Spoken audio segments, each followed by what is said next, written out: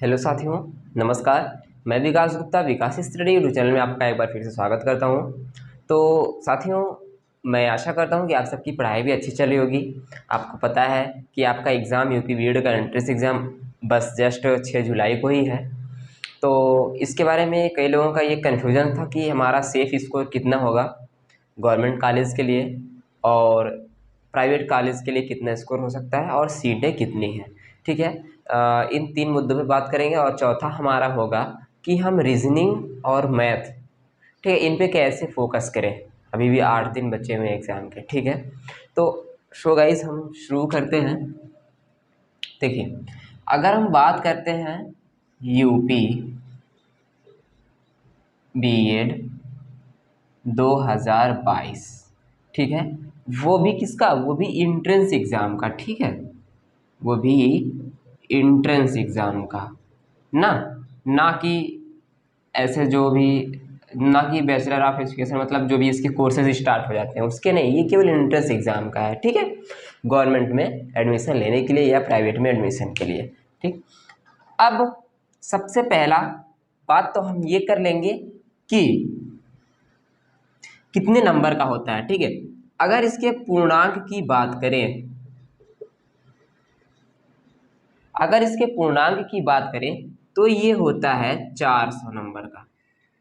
कितने नंबर का होता है?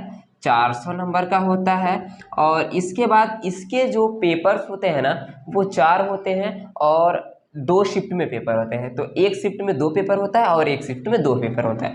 अगर पहले शिफ्ट की बात करें, देखिए, अगर हम पहले शिफ्ट की बात करते हैं, अगर पहले शिफ्ट की बात करते हैं तो इसमें जो अपना पेपर होता है वो होता है जीके जीएस का। ठीक है, अर्थात जनरल नॉलेज का। ठीक, और इसके बाद हमारा होता है किसका? हिंदी का। ठीक है, हिंदी का और इंग्लिश का। देखिए, यहाँ पे कंफ्यूज होने की बात नहीं है। यहाँ पे बात ये है कि जिनका भी मीडियम हिंदी होगा वो हिंदी का देंगे, जिनका मीडियम इंग्लिश होगा पेपर देने का वो इंग्लिश में देंगे। ठीक है, अब इसके बाद हम अगर फर्स्ट शिफ्ट की बात कर लिए, ठीक है, इसका जो टाइमिंग होगा ना, देखिए इसका जो टाइमिंग होगा वो होगा 9 से 12 AM। ठीक है, 9 से 12 AM एग्जाम स्टार्ट होने का टाइम। ओके, अब सेकेंड शिफ्ट की अगर बात करते हैं, सेकेंड शिफ्ट में हमारा क्या होगा? ठीक है, एक तो होगा रीजनिंग,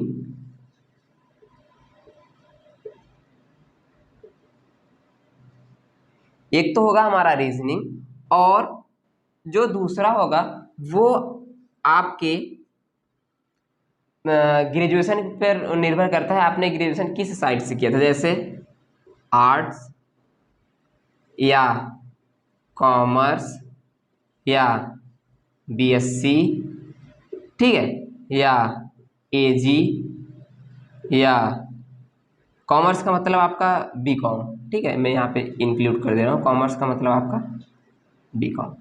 ठीक, तो पहला तो रीजनिंग हो जाएगा।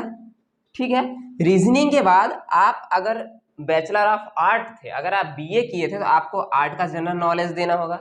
अगर आप बीकॉम थे तो आपका बीकॉम का देना होगा। अगर आप बीएससी थे तो आपका साइंस का देना होगा। अगर आप एजी थे तो आपका एजी से देना होगा। ठीक है, आपके कंपलसरी विषय से है जो आपने पिछले मतलब आपने जो ग्रेजुएशन में ले रखा था। ठीक है, उसका ये है। तो ये एक बार ये ढांचा हम लोग एक बार रिवीजन कर चुके हैं। ठीक है, और इसका जो एग्जाम का टाइमिंग होगा ना, देखिए इसका जो एग्जाम का टाइमिंग होगा ये 2 से 5 होगा। कितना होगा? 2 से 5 होगा। अब इसके बाद हम बात कर लेते हैं कि सीट के बारे में। देखिए, अब इसके बाद हम बात कर लेते हैं सीट के बारे में कि गवर्नमेंट की सीट कितनी है, और नहीं सॉरी, अभी तो हमने ये बात किया ना। अब अगर बात करें मार्क की बात करें कि कितने नंबर है। ठीक है, अगर जीके की बात करें तो नंबर ऑफ जो क्वेश्चन होता है वो होता है 50। ठीक है, और पर क्वेश्चन 2 नंबर का होता है। ठीक है, तो टोटल इसका नंबर हो जाता है 100। ठीक है, और अगर हम हिंदी की बात करें, ठीक है, या इंग्लिश की बात करें, ओ सॉरी, इंग्लिश की बात करें तो ये भी नंबर ऑफ क्वेश्चन हो जाता है 50 पर क्वेश्चन 2 नंबर का होता है, इसका भी पूर्णांक होता है 100। ठीक है, ये आपका हो गया। इसे हम बोल देते हैं फर्स्ट पेपर। क्या बोलते हैं? First paper. समझ में आ रहा ना? ध्यान से देखिएगा, ठीक है। अब इसके बाद ये तो अपना फर्स्ट पेपर हो गया, और अगर दूसरे पेपर की बात करें तो आपका उसमें आता है रीजनिंग। क्या आता है? रीजनिंग। तो रीजनिंग का जो नंबर ऑफ क्वेश्चन होता है वो होता है 50 पर क्वेश्चन 2 नंबर का होता है, ठीक है, ये भी होता है 100। ठीक है, तो इसके बाद अब हमारा रीजनिंग के बाद कौन सा आएगा? रीजनिंग के बाद हमारा, अगर हम बीए की बात कर लेते हैं तो ये हमारा आर्ट्स का हो गया, ठीक है, या आपका बीएससी का हो गया, ठीक है, या आपका बीकॉम का हो गया, ये आप अपने अनुसार चूज कर लीजिए, या आपका एजी का हो गया। ठीक है, इसका भी नंबर ऑफ जो क्वेश्चन होगा ना वो 50 का होगा, और पर क्वेश्चन 2 का होगा, तो इसके भी कितने मार्क होंगे? 100 मार्क होंगे। ये कौन सा पेपर है? ये है आपका सेकेंड पेपर।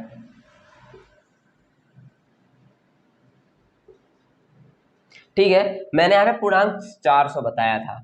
अगर हम ये काउंट करेंगे ना, अगर हम ये काउंट करेंगे तो 100, 200, 300, 400 कितने हो गए?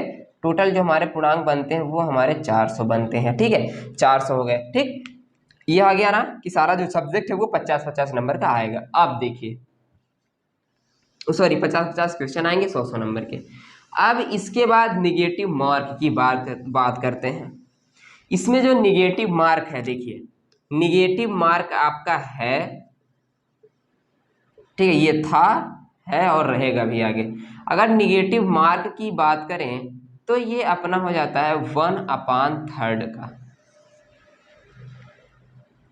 1/3 का। अगर आपका 3 गलत होता तो 1 सही नंबर कट जाएगा। ठीक है, ये इसका क्या होता है? कॉन्सेप्ट होता है।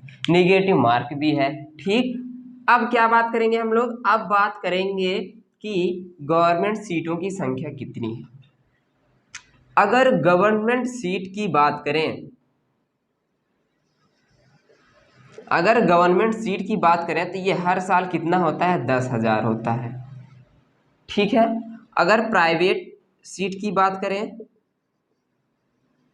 तो ये तकरीबन 1.5 से 2 लाख के आसपास होता है। ठीक है, नहीं, ये 3 लाख के आसपास होता है। ठीक, अब हम बात करते हैं, देखिए अब हम बात कर देते हैं कि कितना नंबर लाएंगे जो हमारा गवर्नमेंट में सिलेक्शन हो जाएगा। ठीक है, कितना नंबर लाएंगे?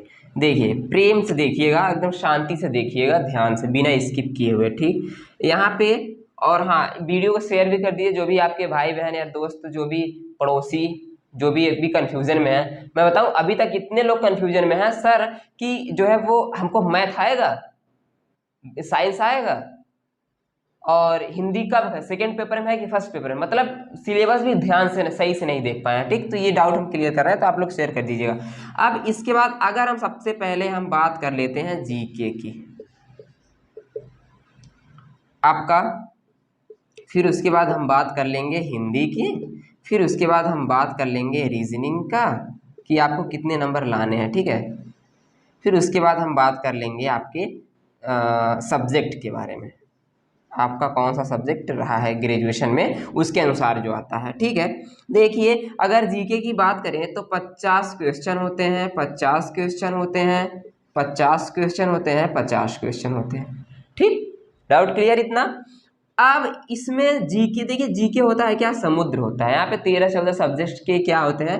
क्वेश्चन आते हैं। तो सपोज दैट अगर इसमें आपने मैक्सिमम, मैं अगर कहता हूँ, अगर आपने 30 क्वेश्चन किया तो 30 क्वेश्चन किया तो एक क्वेश्चन 2 नंबर का, ठीक है, पर 2 नंबर का है, 2 मार्क का, तो कितना आपका बन जाएगा मार्क? आपका जो एक्चुअल मार्क बनेगा, यहाँ पे मैं मार्क लिख दे रहा हूँ, ठीक, एक्चुअल जो मार्क बनेगा वो हो जाएगा आपका 60, अर्थात 60 हो जाएगा। अगर हिंदी की बात करें, देखिए हिंदी यहाँ इसमें प्योर हिंदी होता है, केवल हिंदी ही रहेगा। अगर इंग्लिश का है तो केवल इंग्लिश रहेगा। ठीक है, मैंने यहाँ पे इंग्लिश मेंशन नहीं किया, कर देता हूँ, नहीं तो आप लोग समझोगे कि इंग्लिश आएगा ही नहीं, लेकिन ये इंग्लिश मीडियम वालों के लिए है। ठीक, तो हिंदी जो है वो 50 है। अगर आप यहाँ से 40 क्वेश्चन अटेम्प्ट करते हैं तो आपका यहाँ पे 80 मार्क क्या होता है, आपका बनता है, क्रिएट होता है। अगर रीजनिंग की बात करें, आप देखिए इस रीजनिंग में ना, मैं यहाँ पे ये भी मेंशन कर रहा हूँ, इस रीजनिंग में मैथ भी है, देखिएगा ध्यान से, इस रीजनिंग में मैथ भी है। मैथ कब आता है पता है, ये एप्टीट्यूड में आता है, मैथ रीजनिंग एप्टीट्यूड में आता है, जो थोड़े से भाग उसके रीजनिंग में भी आते हैं और मैथ में भी आते हैं। तो ये कितना हो जाएगा पता है, इसके लगभग 42 के आसपास क्वेश्चन जो है ना, देखिए इसके रीजनिंग के ना, आपके देखिए आपके रीजनिंग के 42 क्वेश्चन होते हैं, और जो 8 होते हैं ना, ये आपके मैथ से रिलेटेड होते हैं, लेकिन बहुत एकदम हलवा मैथ, ठीक है, एकदम इजी।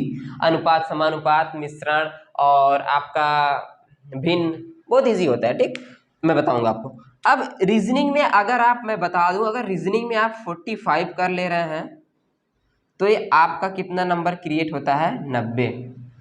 ये कहने में अच्छा लग रहा है ना, लेकिन आपकी पढ़ाई के अनुसार आप जज खुद कर पाएंगे कि आप कितना, आप अगर टेस्ट सीरीज दे रहे होंगे ना, अटेम्प्ट कर रहे होंगे, तो आपको पता लग रहा होगा कि आप कितना पा जाएंगे, ठीक। ये जो सब्जेक्ट है ना, सब्जेक्ट में अगर मैं बीए बैचलर आर्ट की बात करूँ, अगर जीके की बात करूँ, तो ये भी बहुत टफ आता है। तो यहाँ पे अगर हम इसको भी अगर 30 अटेम्प्ट करते हैं तो इसका भी मार्क हमारा कितना बनता है, 60 बनता है। तो टोटल हमारा मार्क बन के आता है 0, फिर 8 6 14, फिर 14 में अगर हम 6 जोड़ते हैं तो 20 होता है, 20 3 23 6 29, 290। ये 290 आपके मार्क आते हैं, वो भी कितने में से आते हैं, ये 290 जो आते हैं ना, वो 400 में से आते हैं आपके। तो यहाँ पे अगर इतने मार्क आते हैं तो ये गवर्नमेंट आपका कॉलेज जो है वो क्या है, फिक्स है, यहाँ पे फिक्स गवर्नमेंट कॉलेज। अब एक बात ध्यान दीजिएगा, ये अगर आपके 220 मार्क भी प्लस आते हैं, पिछले 2017 से मैं बता रहा हूँ डेटा, 2017 में भी हुआ था, 18 19 20, 2020 से जो भी आते हैं ना अधिक, तो वो गवर्नमेंट कॉलेज पा सकते हैं, ठीक है। हाँ, हालांकि उनका काउंसलिंग सेकेंड राउंड में होगा, ठीक है, सेकेंड राउंड में काउंसलिंग होगा। वो 220 तक वो कॉलेज जो है आपको गवर्नमेंट कॉलेज मिल सकता है। तो ये बताएं क्यों ऐसा क्यों होता है, देखिए एक्चुअली क्या है कि कुछ लोग हैं जो पढ़ना चाहते हैं प्राइवेट, उनका एडमिशन प्राइवेट रहेगा, गवर्नमेंट निकला रहता है लेकिन वो फिर भी एडमिशन प्राइवेट करवाते हैं, इसलिए कि हमको जाना ना पड़े और हम यूपी टेट सी टेट वगैरह की तैयारी कर लें बाहर जाके, ये मोटिव होता है, ठीक है। कैसा, क्योंकि ये मेरे सहपाठी भी लोग किए हैं और ये कई लोग करते भी हैं, ठीक। तो कहने का मतलब, आप अगर इस 400 में से 220 के प्लस आते हैं तो आपका जो गवर्नमेंट कॉलेज है वो क्या है, फिक्स है, फिक्स्ड है, ओके, नो डाउट, ठीक है।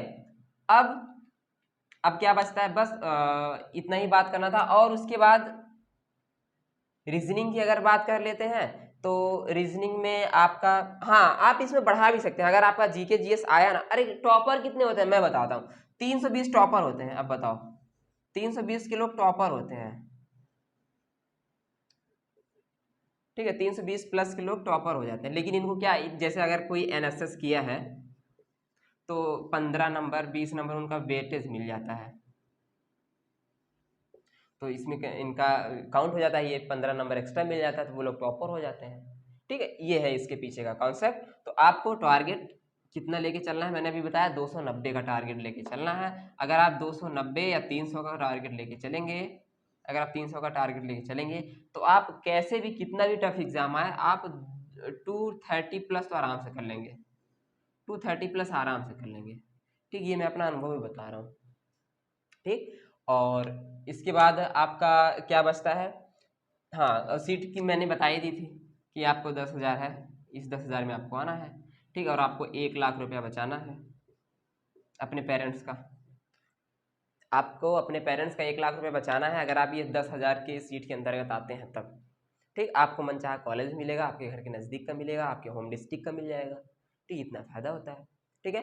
तो सो गाइस, वीडियो को शेयर करें, अगर आप वीडियो अच्छी लगी हो तो लाइक करें और अपने दोस्तों के साथ शेयर करें। आप चैनल, अगर हमारे विकास स्टडी यूट्यूब चैनल पर नया है तो चैनल को सब्सक्राइब करके बेल आइकन जरूर प्रेस कर लें। जय हिंद।